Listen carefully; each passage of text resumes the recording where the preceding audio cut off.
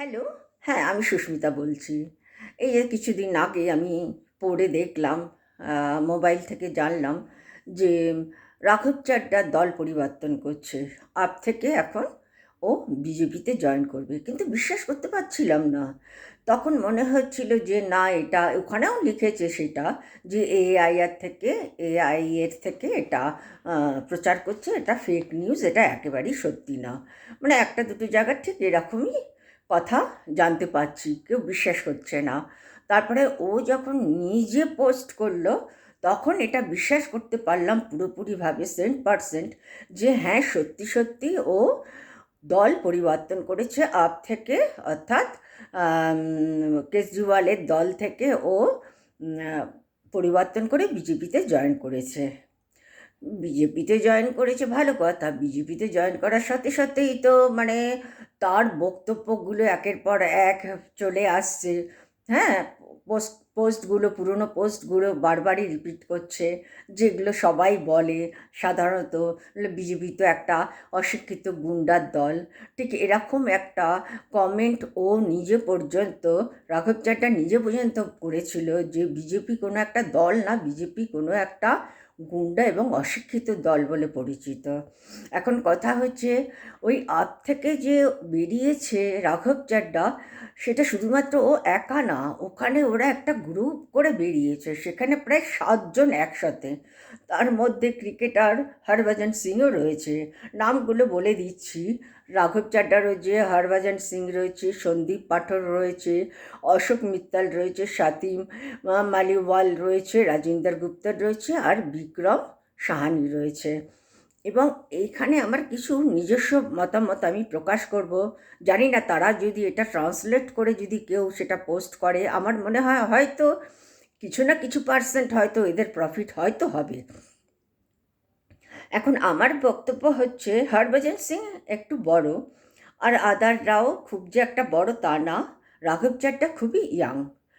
এখন ও যখন মানে আপে থেকে পার্লামেন্টে বিভিন্ন রকম টপিকের উপরে যে প্রসঙ্গ রাখতো, সেগুলো মানে মানুষকে এতভাবে অ্যাট্রাক্ট করেছে, মানে প্রত্যেকটা মানুষ ভীষণ মানে ইমপ্রেসড হয়ে গেছিল রাঘব চাড্ডার উপরে। এমনকি এমন বক্তব্য করেছে, এই ধরনের ইয়াং শিক্ষিত একটা প্রধানমন্ত্রী হওয়া আমাদের দেশের দরকার, যে কিনা এই অন্যায়ের প্রতিবাদ করবে এবং আমাদের দেশের কিছু উন্নতি হবে। মানে সে হঠাৎ একটা দল পরিবর্তন করে ফেললো, সেটা খুব মর্মান্তিক। এবং শুধুমাত্র এটা আমার নিজস্ব মতামত না, মানে আমার মতন মানে প্রচুর ফলোয়ার রয়েছে, প্রচুর ভিউয়ার রয়েছে, যারা মানে ও যে পরিবর্তন করেছে তার উপরে বিভিন্ন মতামত প্রকাশ করেছে, যেটা কিনা ওর জন্য সম্পূর্ণভাবে নেগেটিভ। অর্থাৎ যে ও যে দলটা পরিবর্তন করেছে সেটা ন্যায্য না এবং ঠিক করেনি সেটা। হুম এবার তারা 7 জন মিলে যখন একসাথে অ্যাট এ টাইম একই দলের মধ্যে যোগ হয়েছে, নিশ্চয়ই তাদের গ্রুপ করে কিছু একটা করেছে। হ্যাঁ, যে কারণে এরা করেছে। কিন্তু আমার এখানে কিছু বক্তব্য আমি অবশ্যই রাখবো। সেটা হলো, আপনার যখন শিক্ষা রয়েছে, আপনার যখন এত সুন্দর একটা জায়গা তৈরি করে ফেলছেন, হ্যাঁ, প্রথমত হচ্ছে ওকে আর মানে পার্লামেন্টে বক্তৃতা দেওয়ার জায়গাটা আটকে দিয়েছিল। হ্যাঁ, যে কারণে ও একটু ক্ষুব্ধ হয়ে গিয়েছিল। যাই হোক, সেটা থেকে বড় কথা হলো, কিন্তু আম পার্টির থেকে তো আপের থেকে তো সঞ্জয় সিং তো সবসময় বলছে, বিরোধিতা করছে। সেটা ঠিক আছে, সেটাকে তো অ্যাকসেপ্ট করছে কেজরিওয়াল।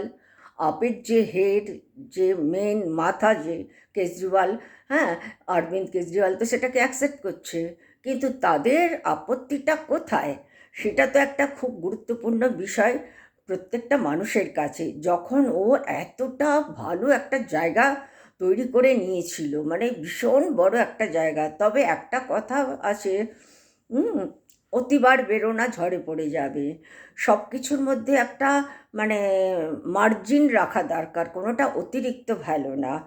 তো ওদের সাথে যে মতবিরোধ বা রাগারাগি বা বাধার সৃষ্টি করেছে, সেক্ষেত্রে আমার একটাই কথা, যে আপনারা যথেষ্ট ইয়াং এবং নতুন জেনারেশন, আপনাদের যোগ্যতা পলিটিক্যাল লাইনে হাজার গুণ কম কেজরিওয়াল থেকে। কেজরিওয়াল দীর্ঘদিন ধরে এখানে এই লাইনে রয়েছে। সবচেয়ে বড় জিনিস হচ্ছে কেজরিওয়ালের দল হারালেও, হ্যাঁ, দিল্লিতে ওনাকে হারালেও পাঞ্জাবে তো রয়েছে। যাই হোক, আমার যে বক্তব্যটা সেটা হচ্ছে, দেখুন, আমরা যখন পরিবারে থাকি, এখনো পর্যন্ত আমার যা বয়স হয়েছে বলছি, একজন সিনিয়র মানুষ যখন, বিশেষ করে মা বাবারা যখন আমরা তো মা বাবারই তো অংশ, মা বাবারই তো সন্তান, তারা তো আমাদের নিশ্চয় ক্ষতি চাইবেন না। হ্যাঁ, সেই মা বাবা যখন আমাদের কোনো ভুলটা এখনো পর্যন্ত শুধরিয়ে দেন, তখন কিন্তু আমরা সেটাকে মান্যতা দিই বা মূল্যতা দিই। তার কারণটা হচ্ছে, আমরা জানি যে আমার মা বাবা এখন যে বয়সে পা দিয়েছে আর আমরা যে বয়সে রয়েছি, জমিন আর আসমান ফারাক আমাদের জেনারেশনে।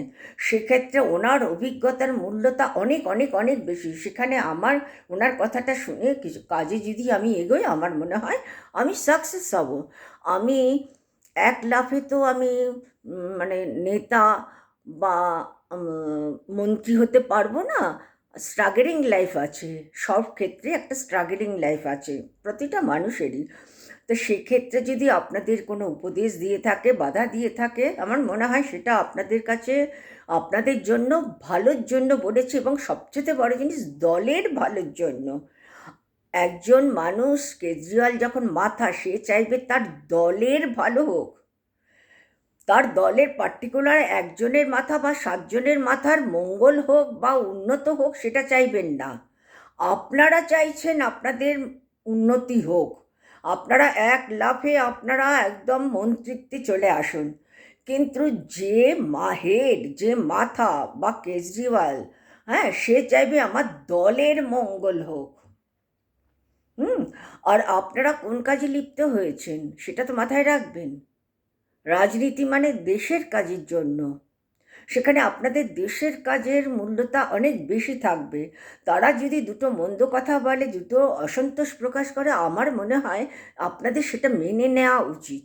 আপনারা হয়তো তর্কাতর্কি করে সেটাকে একটা ফয়সলায় আনতে পারেন, না আনার কোনো কারণ নেই, আপনারা আলোচনা করুন।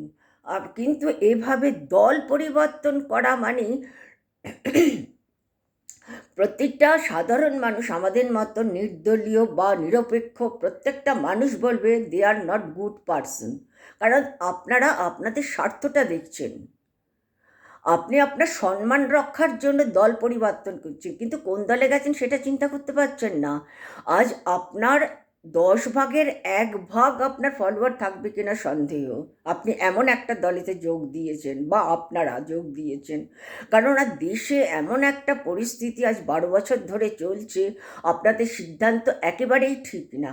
সবচেয়ে বড় জিনিস হচ্ছে, হরভজন সিংয়ের বাড়ির সামনে, মানে বাড়ির গেটের বাইরেতে, হ্যাঁ, মানে খুব বাজে কমেন্ট দিয়েছে, বিশ্বাসঘাতক বলেছে, মানে তাদেরকে, তারা দলের সঙ্গে বিশ্বাসঘাতকতা করেছে, দলের লোকেরা পর্যন্ত মানে করছে, আন্দোলন করছে, এটা তারা অন্যায় করেছে। দেখুন, আপনারা প্রত্যেকটা জায়গায় কিন্তু আপনারা মার খাচ্ছেন, আপনারা কিন্তু উন্নতি করতে পারবেন না। হয়তো আপনার পকেট ভারী হবে, হয়তো আপনাকে ইন্টেনশনালি অশিক্ষিত একটা দল আপনাকে খুব ভালো মন্ত্রিত্ব দিয়ে দেবে, যদি তারা আগামী কোনো জায়গা তৈরি করতে পারে।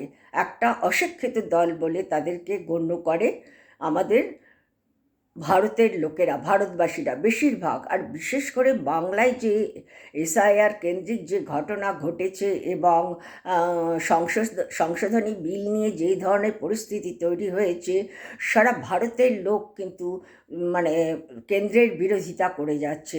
আর যতদিন মানে প্রথমে যত লোক বিজেপির সপক্ষে ছিল, ঠিক ততটা লোকই বিজেপির বিপক্ষে হয়ে যাচ্ছে।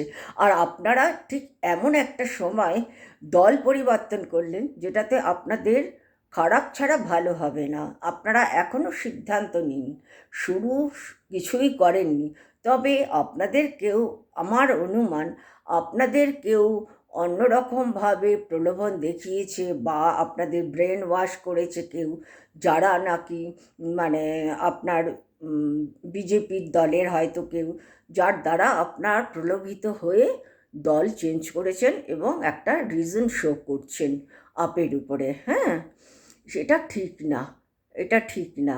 গদ্দার বলছে, হরভজন সিংয়ের বাইরে লিখে রেখেছে গদ্দার, বিশ্বাসঘাতক। ভাবতে পারেন একজন ক্রিকেটারের কী পরিস্থিতি, কী পজিশন, কী জায়গা হয়ে যায়।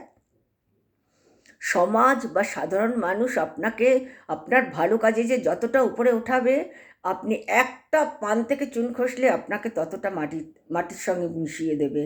সেই জন্য এইভাবে দল পরিবর্তন করে আপনার কিন্তু কোনো ফায়দা হবে না, বরঞ্চ আপনি আরও খারাপ জায়গায় পড়বেন।